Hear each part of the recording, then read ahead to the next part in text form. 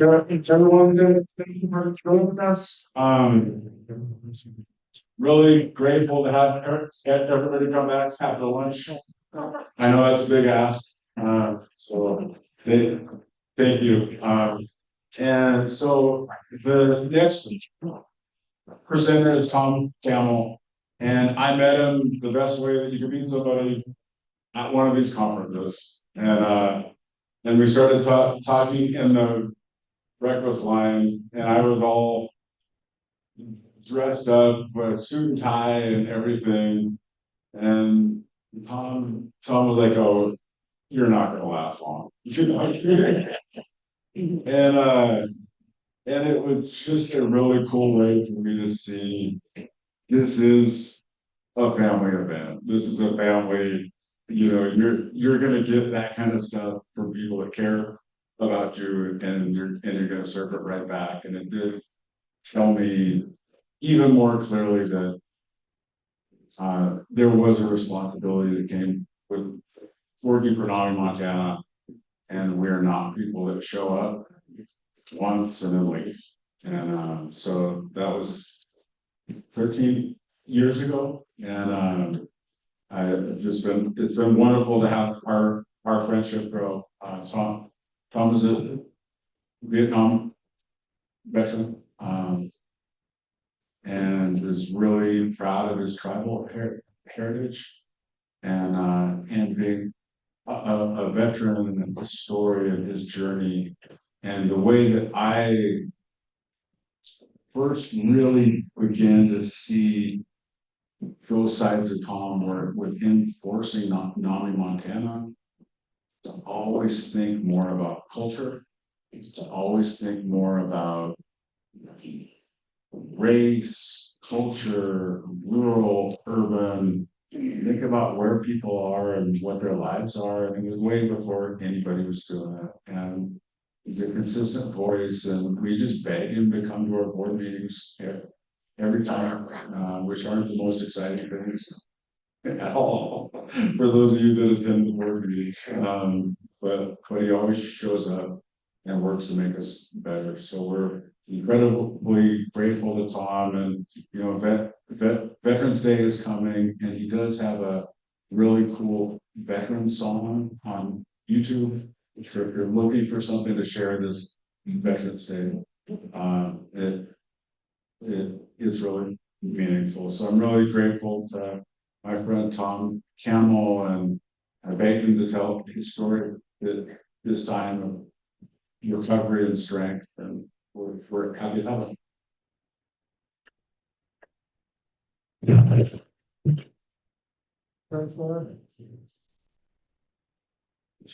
Yeah. Should bring back up. People, I've got some handouts around mixed race people. And then I've also got a handout on Probably bring.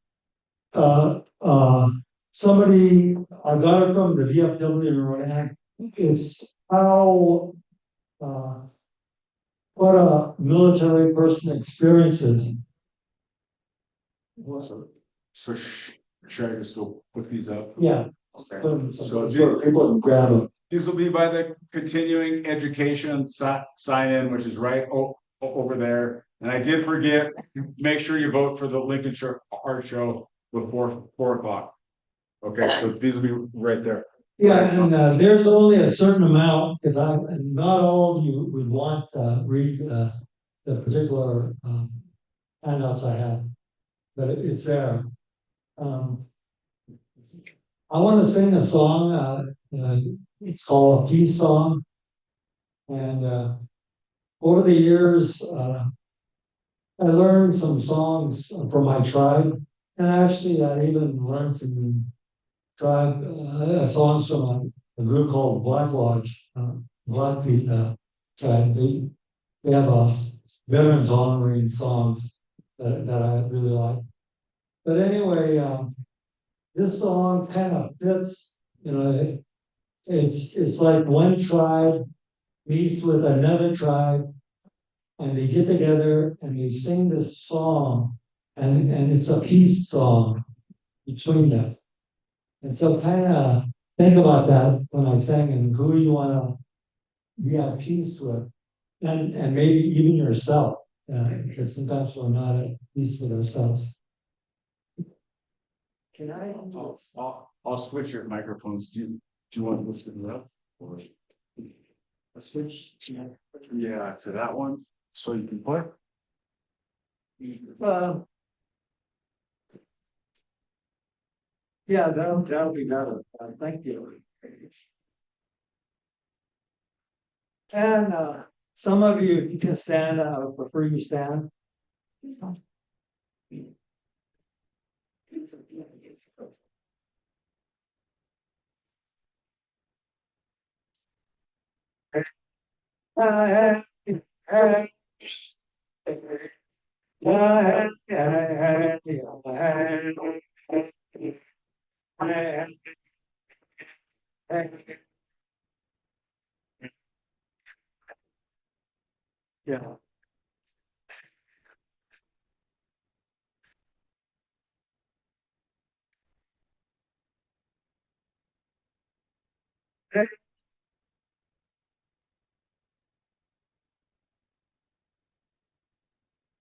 Yeah. Yeah. Yeah. Wow. Hey, hey, hey, yeah, hey, yeah,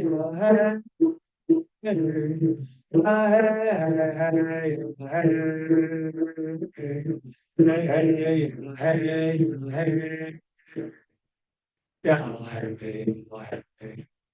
Yeah.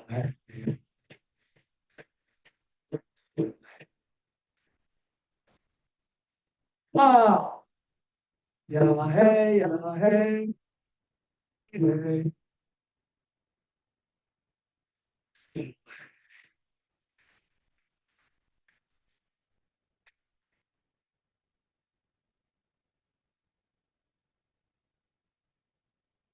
Right.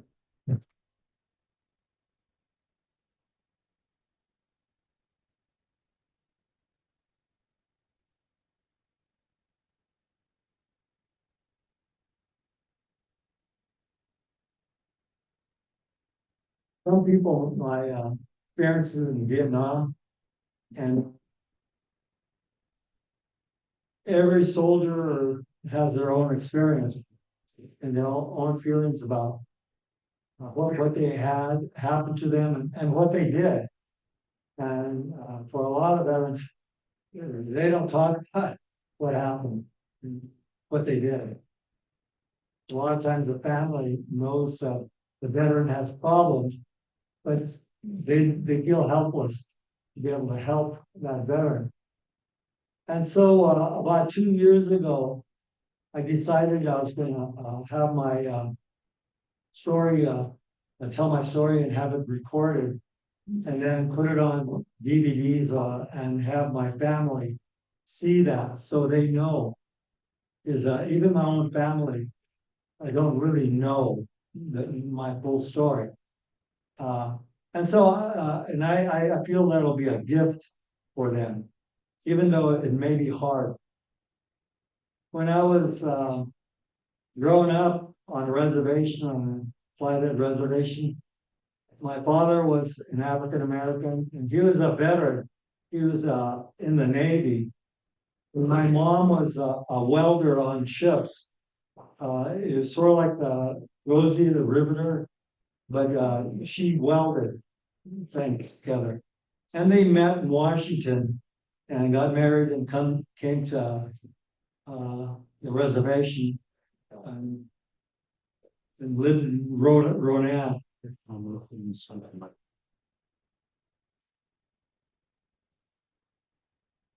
A lot of his kids being half black, that was unusual where I live.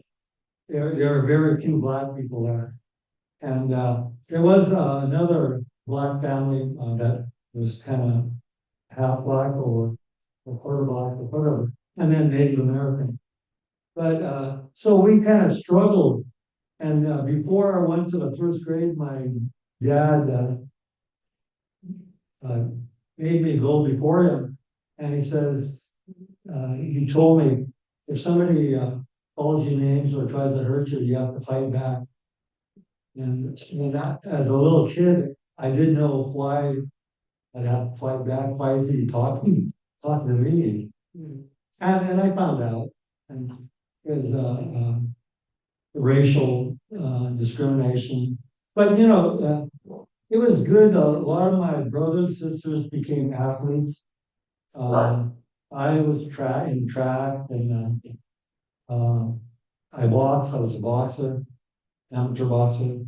Uh, uh, when I grew up around in the '60s, there was a lot of strife put on the United States, including civil rights movements and anti-war movements. And when I was to be drafted, I joined, and instead of when I joined, I have a pick of what I want to do, a more better chance of getting what I want to do. And so I picked medical, and so I got medical training in Fort Sam Houston, Texas.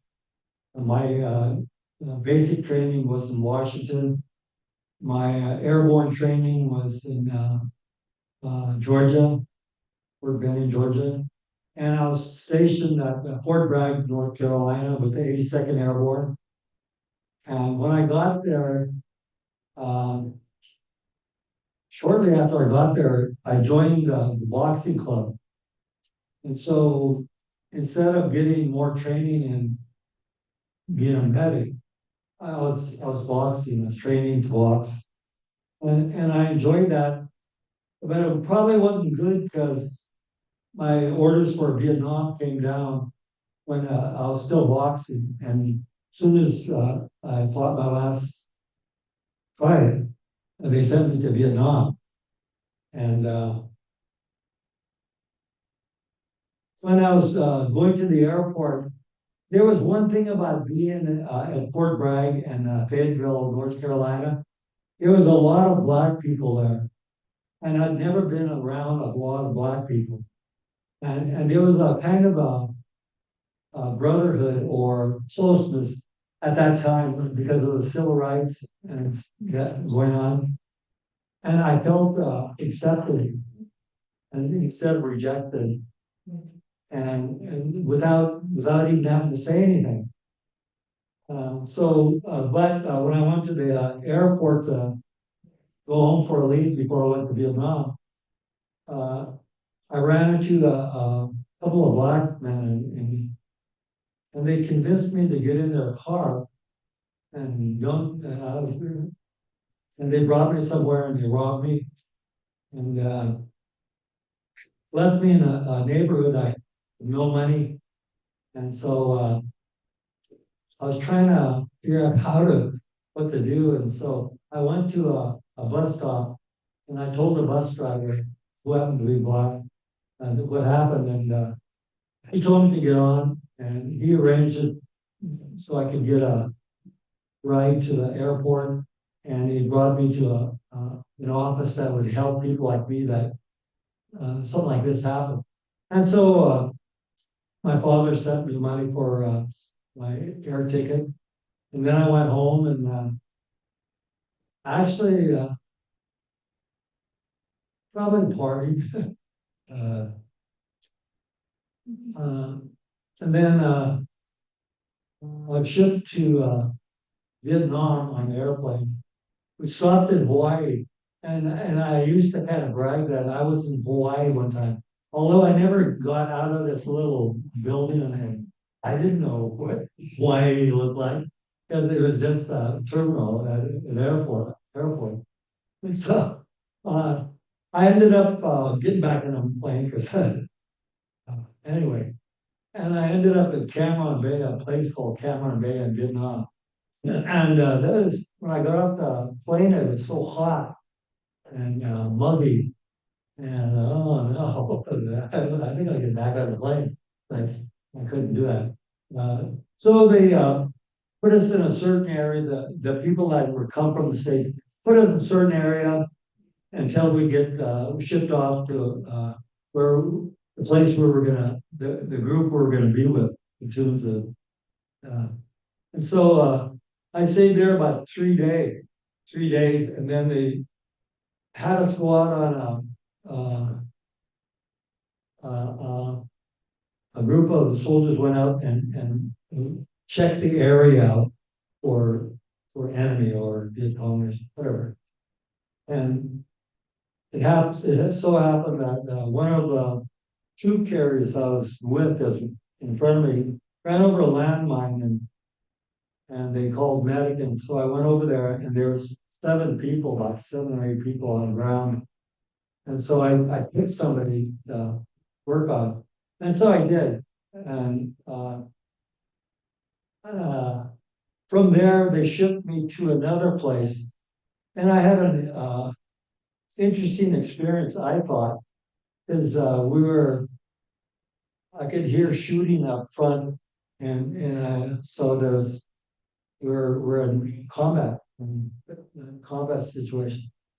So I went up there in front with my gun and I saw 2 people running, and I saw the color of their skin. And they, for some reason, for a good reason, they looked like Native Americans. And I couldn't shoot. I couldn't shoot them. Yeah. And so I went back. I wasn't, as a medic, I wasn't supposed to have been there in the first place, in front. But when you don't know, when you've never experienced something before, you don't know. All I knew is kind of basic training stuff, and you're supposed to go to battle or something like that. So another experience I had, we went to the Central Highlands. Are there any Vietnam veterans here? Well, we went to the Central Highlands, and those are big mountain ranges in Vietnam. And we went up there and didn't find anything, thank goodness. And went down and went near a village near the South China Sea. And there was a incident where we set up our camp and then heard an explosion and the sergeant yelled medic, and so I went over there. And what I found was ahead of a South Vietnamese military group, Arvin, I think they're called. And somebody had snuck up to him when he was in his hammock and set up a landmine and killed him. Later, they got the whole village on the beach, and it was a woman and a small young boy that were thought to be the ones that did that. And that was kind of hard for me understanding that. But is it the Viet Cong?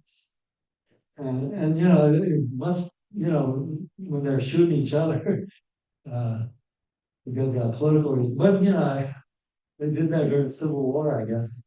Later, I went to I made it okay. 6 months in Vietnam without no wounds, no nothing, And so they told me I didn't have to go on ambush, and so that's great. I didn't like going to ambush. I'd rather stay at with the camp.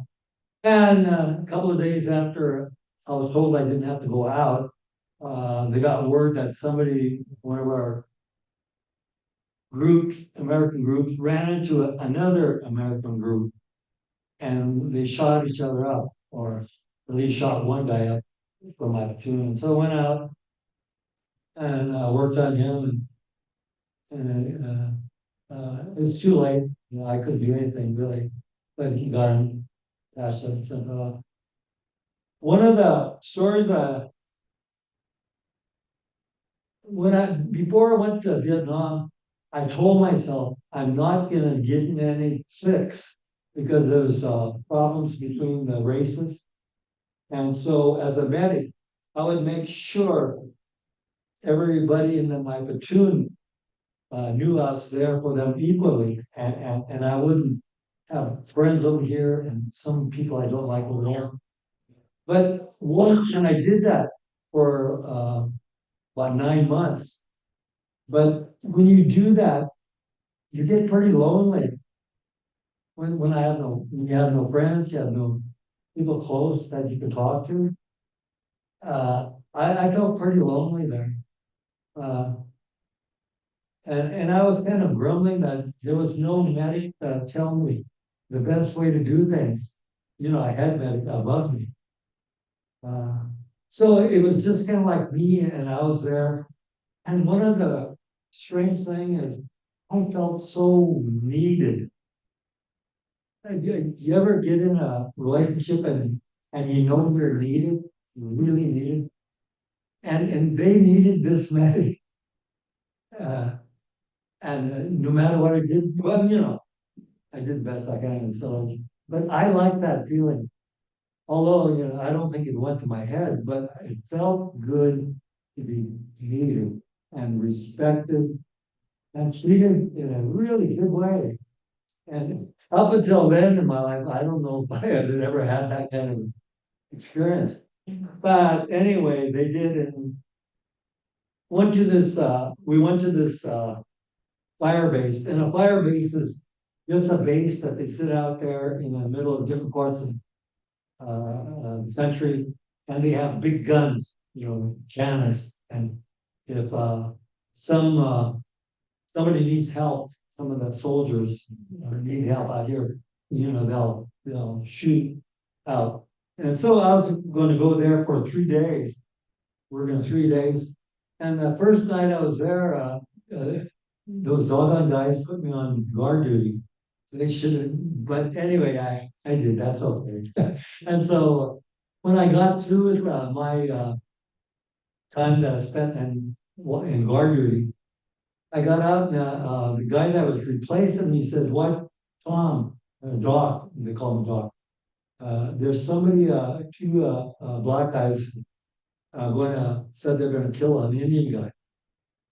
And I said, "Okay," and I went over and there was this Indian guy and he was drunk and he was loud and I quieted him down and got him back to where he slept.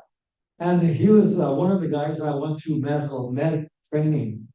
And of course, I mean, oh, we went on different ways, but eventually we were both back on this place. And so uh, the next night, I didn't have to do guard duty. Yay! So, uh, the sergeant from my platoon asked me to go to the NCO club with him and some of the guys, party a little. And that was the first time I think in Vietnam that anybody asked me to do something social like that. That that I kind of broke the rules, my rules that I wouldn't do that. But we went to NCO, and the NCO means you have to be E5 or higher. And strangely, I was E5. And so I went over there and drank, and I had a good time. It was kind of like the first time in Vietnam that I ever could relax, or I could feel safe and laugh with guys, my buddies. And actually, I only knew the sergeant. I don't know who the other guys were, but it was that kind of a feeling. And so the bar closed, you know, when the sun goes down, I think the bar closed. And so it's dark out. And so we were going to walk back to where we slept. And the sergeant I was with ran into two soldiers and they were attacking him. And I tried to stop them, and then they turned on me and attacked me. And told me with words that I shouldn't be trying to protect a white person. These people are black, and they told me I shouldn't do that. And they beat me up, and then they shot me in the leg.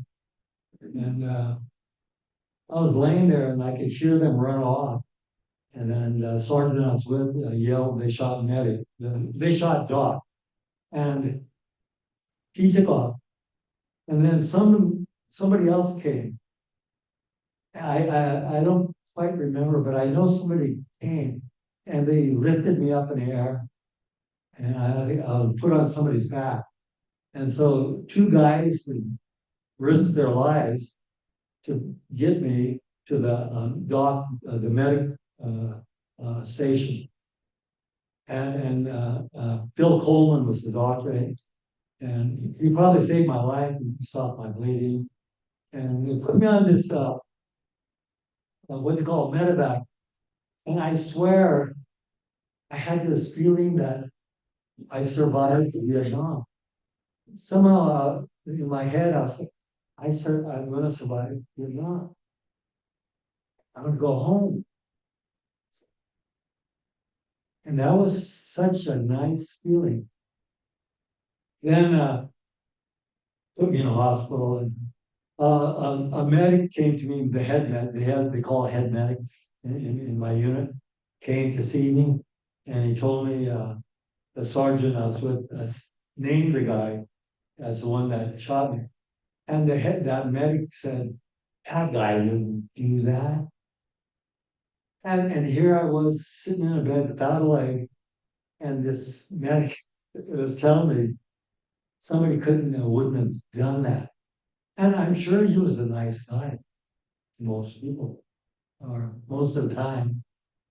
But anyway, I went to Japan and I wrote my platoon and I asked my sergeant, I tried to get the information from my sergeant of why they were fighting him, why all that happened.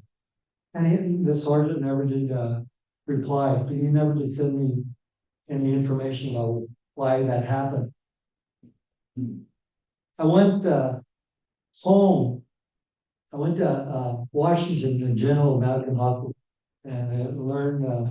I got an artificial leg, and there was something really funny. I'll always remember this nurse that was helping me learn how to walk.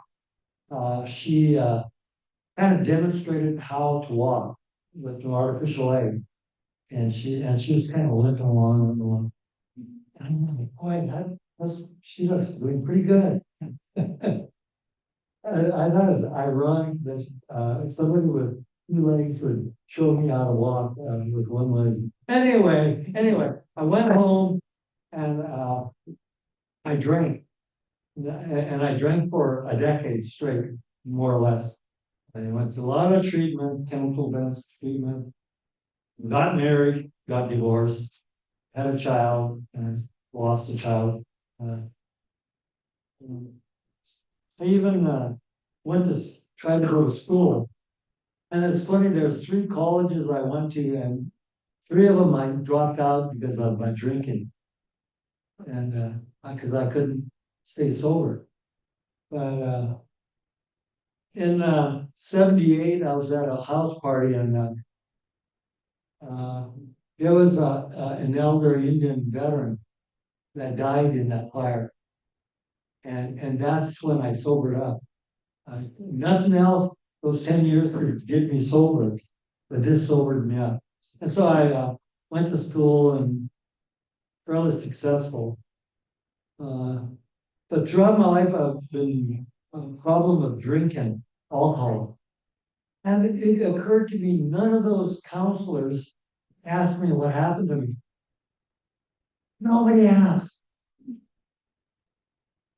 And I wasn't actually willing to share a whole lot, but it was surprising. Nobody asked me what happened. And uh, eventually, in 2000, I went and stayed after a 60-day drunk. For me, that was a record, drinking 60 days in a row. And anyway, I sobered up because I decided I was going to sober up. And I did. I've been sober ever since. And that was 2000, April 6, 2000. That's when I quit my last drink. But over the years,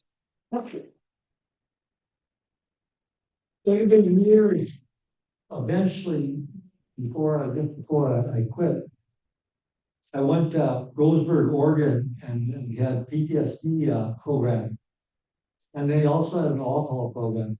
And so I went through both of those first, the alcohol program, and then the PTSD program. Finally, I think they found something uh, that was going to help me. Alcohol treatment is good, but the trauma stuff and how it happened. Because a lot of times people that know I'm a veteran and I have one leg, and they assume I lost it in combat. I was in battle, saving somebody, and the Viet Cong, someone shot me. But it wasn't that way. But I did start dancing.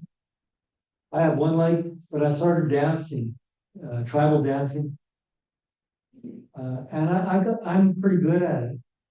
And like this summer, a couple of times I was a head dancer of the elder dancers, older dancers. And that's quite uh, it is good that I can do that. And I dance not just for me, I dance for the community. And I talked to a friend of mine who's was a head dancer and then he got older and couldn't dance anymore. That's how he sobered up. He sobered up because he was danced. And other people around him, he stopped being in relationship with people that drank because they seemed to be negative people, negative attitudes or ways, and then they drank. And so he started getting around sober people. And that's sort of like me. I started using a sweat watch. I asked a cultural person in my community if he would, what does he do with veterans to heal? And so he invited me to sweat with him. And so I sweat with him for a year. Uh, and sweat lodges keeps me balanced. It's kind of like I'm here and I'm connected to everything else, but I have to stay balanced. I think you can be out of balance for a while, but if you keep doing that, that's probably not too good. Somehow you have to come back to a healthier center and understand that we're connected. Earth, a cultural friend of mine says, when he needs help, he goes up in the mountains. And in the mountains, they're so big and wide and vast. And he says that nature, that mountain can handle his little human things.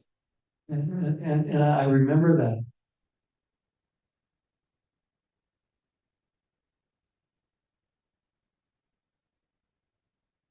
This is the first story I told with a lot of people uh, all to this point. And so I think I'm about done, Matt. Thanks for serving.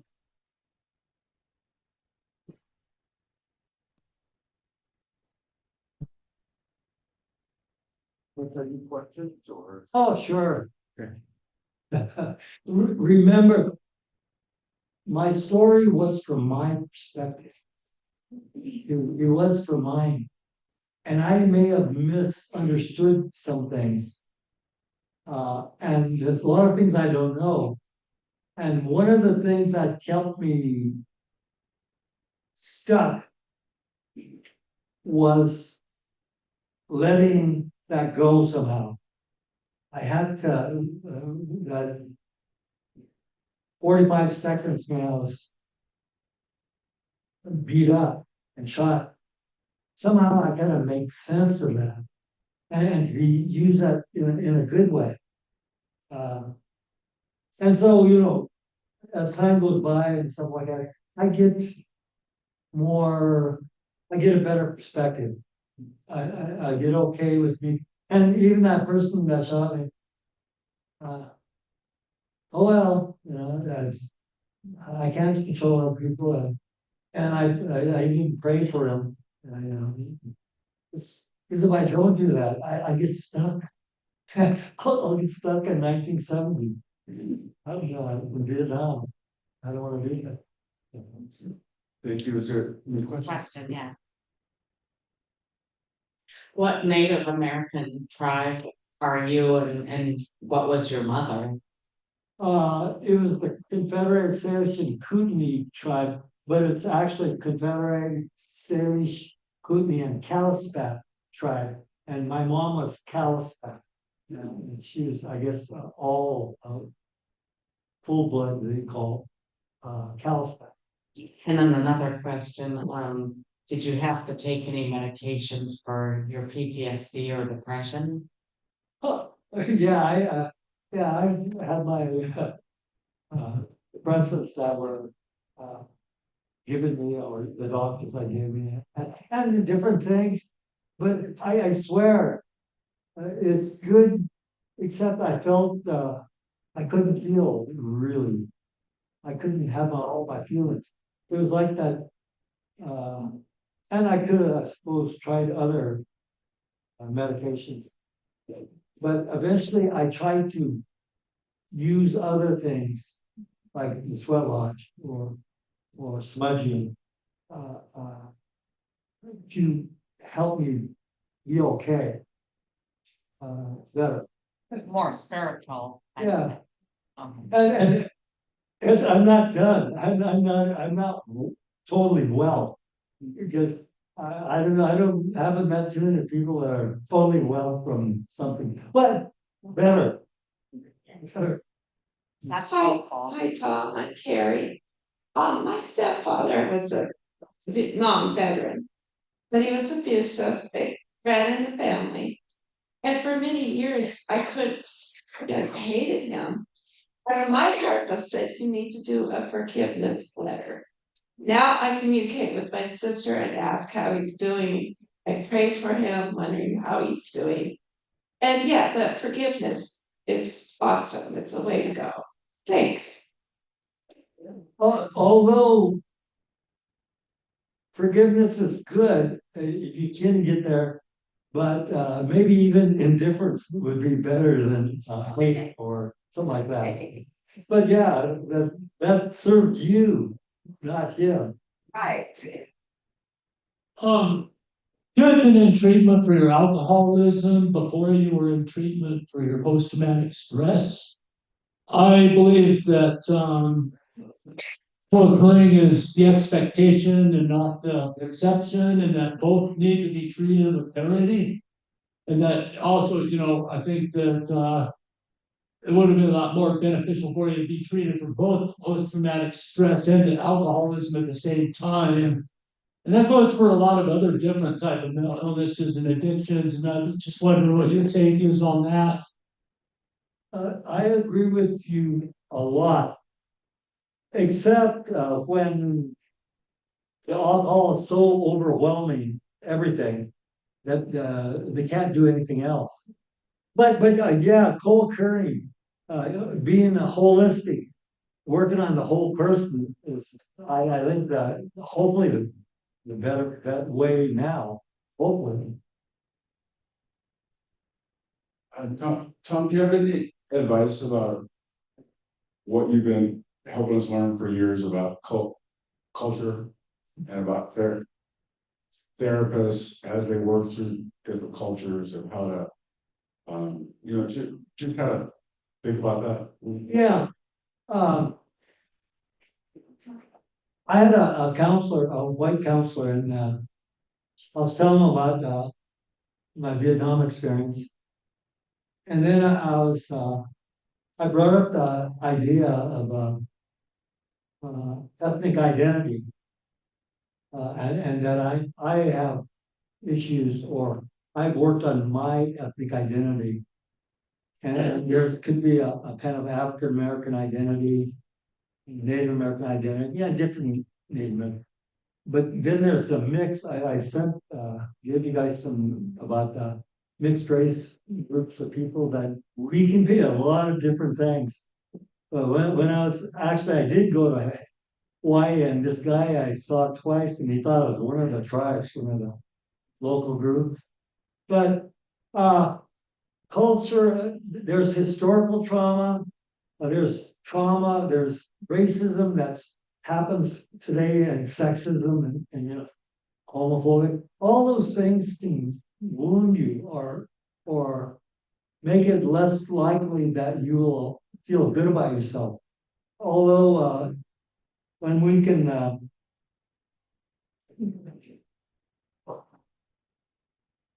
the sweat lodge and the dancing, that was kind of like the wellness part, or culture, being with somebody that understands you better from the same culture.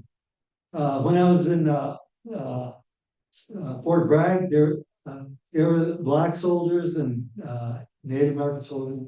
I could connect with Native American soldiers, but not so much with the black soldiers for some reason. But the biracial, black, white individual, we connected because we understood each other.